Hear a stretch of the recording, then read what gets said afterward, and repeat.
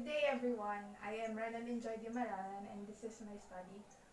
As we seek the struggles of our society, one of the things that we notice is the child slavery that is visible in almost all around the globe.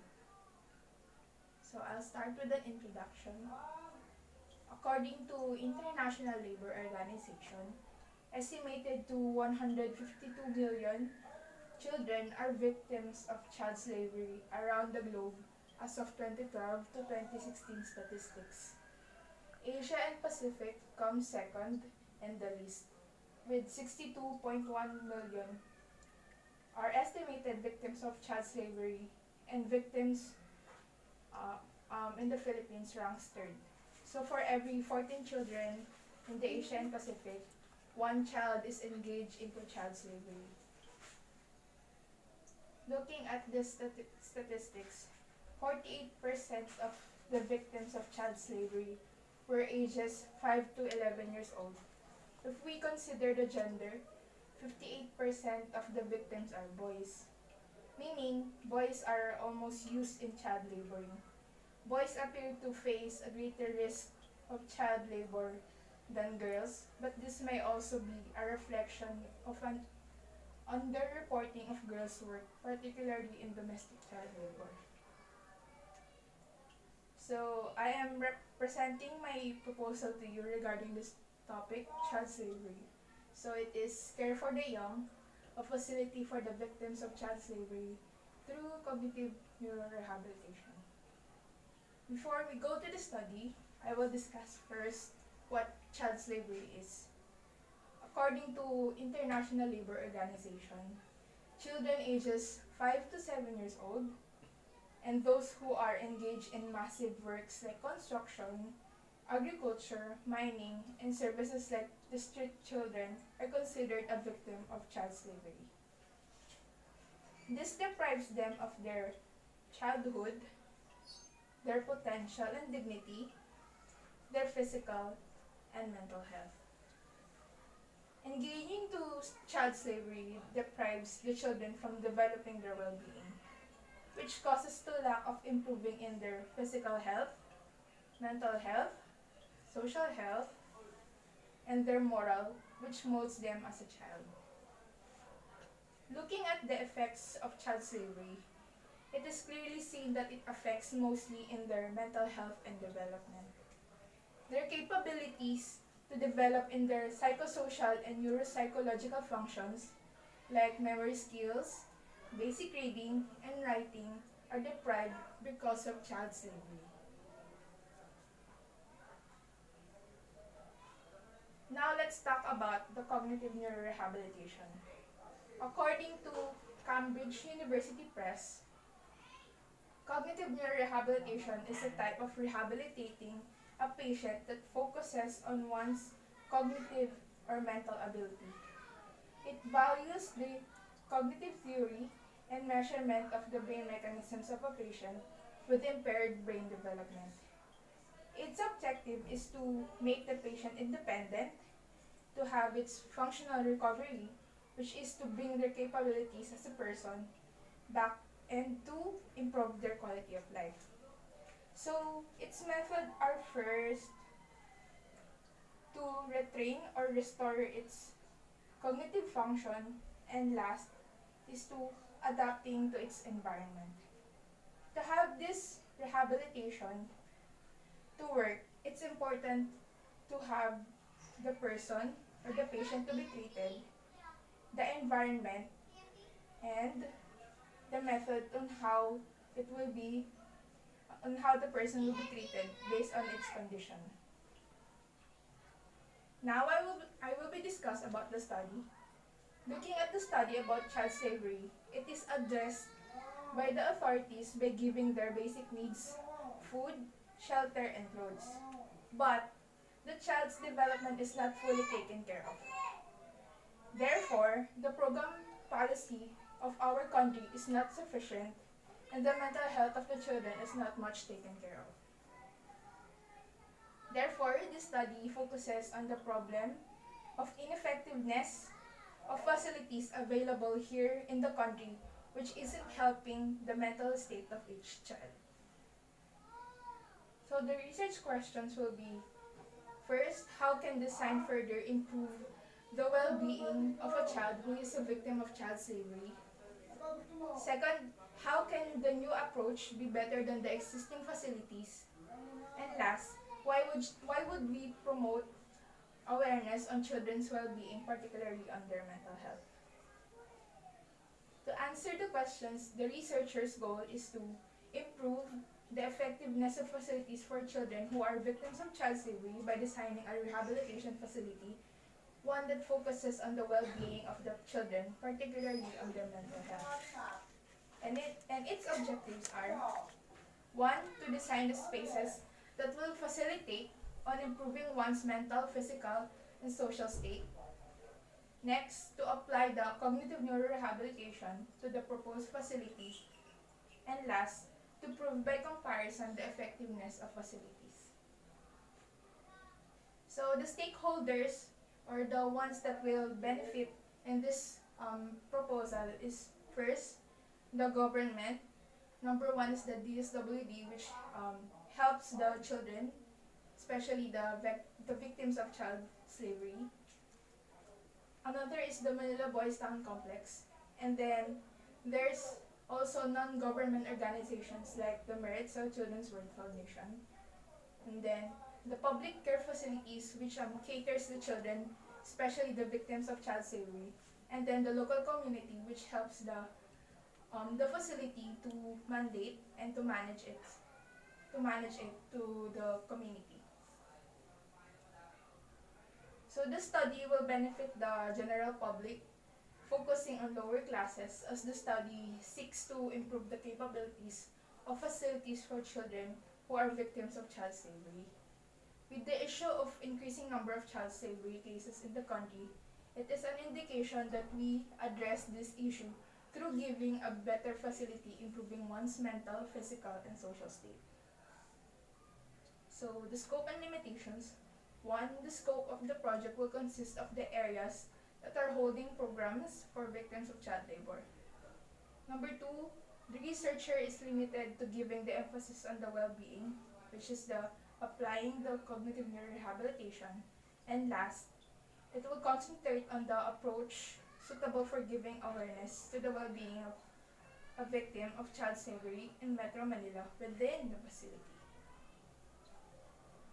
Contemporarily, the department caters each sector with over 40 to 50 children per barangay, relying to government and non-government organizations.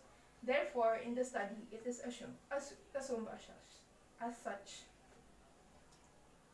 So for the review of related literature, to summarize the whole content of the researchers' related literatures, it is outlined from the background, which contains the problem with the aid of the interview from the DSWD. Next is determining the case studies, which are found locally and internationally. Locally, we use DSWD and the case study from CRC Southern Mindanao. And then internationally, the UNICEF and NCCR Washington. Analyzing the background of the case studies, I set premises to obtain my objectives, which is enhancing of the people and environment and setting the standards, compromising to the requirements given, which leads to applying my theory, the cognitive neurorehabilitation, and then obtaining my goal, the rehabilitation facility. So for the case studies, this is the National Center for Children's Rehabilitation, which is located in Washington, Columbia. So this children's rehab treats children ages 3 and up. So the care in this facility is individualized to allow each patient to reach his or her own maximum level of growth and development. So the way they treat the children is like one-on-one treatment with the help of a physicist or a psychologist. Then locally, the Children's Rehabilitation Center in Southern Mindanao So this is a non-profit, non-governmental institution that serves children and families who are victims of state violence. So its establishment was a response to the problem on psychological, emotional, physical, and mental health of the children who suffered from armed conflict, natural disasters, and social disorder. So one good thing about this case study is that they are non-governmental and non-profit, which means the community helps the center on its own and helping the victims of violence or armed conflicts, which can be used to my study as it helps the mental health and it develops the children's mental being. So for the design standards, my proposal is an institutional um, facility. So it will cater children and then medical technicians like psychologists and then community helpers. So based on the National Building Code, children's homes must be 7.4 square meters per person. And then there will be sleeping areas which will be 11 square meters per person, same as the fire code of 2008. And then the treatment area where the children will be treated in several stages. So it will be 22 square meters per person, while on the fire code it says that 22.3 square meters per person. So on the premises, I used the United Nations Convention, which is to have the children to have the right to be protected from economic exploitation and from performing any work that is likely to be hazardous or interfere with the child's education. So, for the Philippine Constitution, the state shall defend the right to children to assistance, to include their proper care, nutrition, and protection from all forms of neglect or abuse. And then, according to the Republic Act 7610, so this Article 1, Section 2, it states that a comprehensive program shall be formulated to protect children against any form of abuse which endangers a child's survival and neural development. So for the framework, so the thesis is having programs for the victims of child slavery ensures that they are provided with basic needs such as food, shelter, and clothes, therefore giving them sufficient needs for their everyday survival.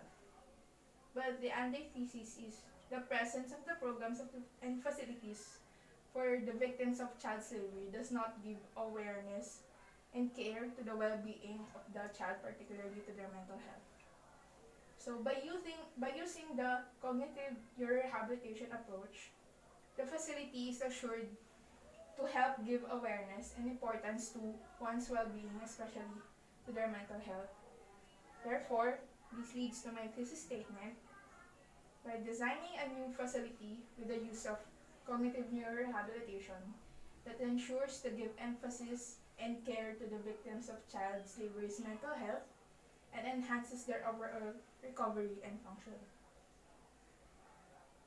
For the theoretical framework, so this discusses how will I use the theory, which is the cognitive neurorehabilitation. So cognitive neurorehabilitation focuses on the development on the cognitive and with the aid of color theory, which color theory gives signs or symbols that represents what mood or what mood that can be used in every treatment centers. Then the cognitive development enhances the livelihood of each of the patient, which is the children, and the color theory enhances the space which will be used for the facility. And then to support this to support the enhancement of livelihood and space, I use the safe framework from the DSWD, which is first to ensure the safety or freedom of the children, the access to healthcare, family and connection, education, and the goal, the rehabilitation facility. So the conceptual framework, so the cause is mental health awareness, the ineffective of program or facilities, the lack of facility for victims of child slavery is the problem, and then the objective will be the standards and the enhancement of the facility, and then it will be translated into a physical structure which will be used by cognitive neurorehabilitation, and the goal, the rehabilitation facility. So this will be the flow of my study. First, doing the research with the aid of case studies, interviews, and on-site observations. Then applying the theory, and then it will be divided into criteria to help to decide which site I will use. So it will be the population, the proximity, and the threats in designing this proposal. And then the facility to ensure that it will be designed for better and to be applicable to the children. So it will use sandpath, wind path, flow, and the users. So for the study proper, so these are my criteria for choosing my site. So it will be the population, of course the quantity. The quantity that will be used is the population of the child slavery victims, and then the revenue, the scope of the area or the coverage of the area, and then the proximity if there is child care facilities available, and then the threats, which are flood and earthquakes. So in this map, it shows cities with no police child care facilities. So in Marikina and Parañaque, there are two child care facilities. In San Juan, Mandaluyong, Makati, and Pasay, there are only one. And in Navotas, Valenzuela, Caloocan, and Taguig, Las Piñas, and Muntinlupa, there are none. So in population, Quezon City has the highest number of child slavery victims with 1,792, while the Kamanaba, the Caloocan, Malabon, Navotas, Valenzuela has 1,783, and City of Manila, which has 1,538. So for the revenue, Malabon has the moderate revenue, which has 1,133.7 million pesos. The Navotas has 941.8. The Pateras has 189.5 million. So the land area, the least land area are the Pateras, which is the smallest one. It's 1.76 square kilometers, and then San Juan, which is 5.87 square kilometers, and Mandaluyong, which is 11.06 square kilometers. So overlapping the maps, so this will be the output. So the darkest blue is the highest priority, the lighter blue, and the lighter blue is the moderate, and then the lightest color is the least priority, which is Pasig. So considering the threats, so according to the FIVOX, these are the areas that are prone to liquefaction, and then these are the areas prone to flood. So some of the areas of Marikina, Quezon City, and then Pasig, Pateros are some of the affected areas, and also in the west side, it's Manila, and then parts of Kamanaba. So analyzing the map, I chose my top 3 sites. So the first one is the intersection of Valenzuela, Caloocan, and Quezon City. Next is the intersection of Pasay, Taguig, and Parañaque. Last one is the intersection of Parañaque, Las Piñas, and Muntinlupa. So, analyzing these three, I chose the first one as my site. Since Quezon City has the most number of child slavery victims, and then it has the least threats like the flood and the earthquake. So for the program development, so the main focus of this facility is of course the treatment, and it will be supported with the education. So I will put some education facilities that will support them for their on-process treatment, and then the recreational facility, which will be I will include theater arts for my recreational facilities, and then the green spaces to enhance the facility, and then there will be places for the mental health professionals and community helpers, and shelters for the patients that will be in this facility. So I am presenting my proposal to you, the Care for the Young, a facility for the victims of child slavery through cognitive neurorehabilitation.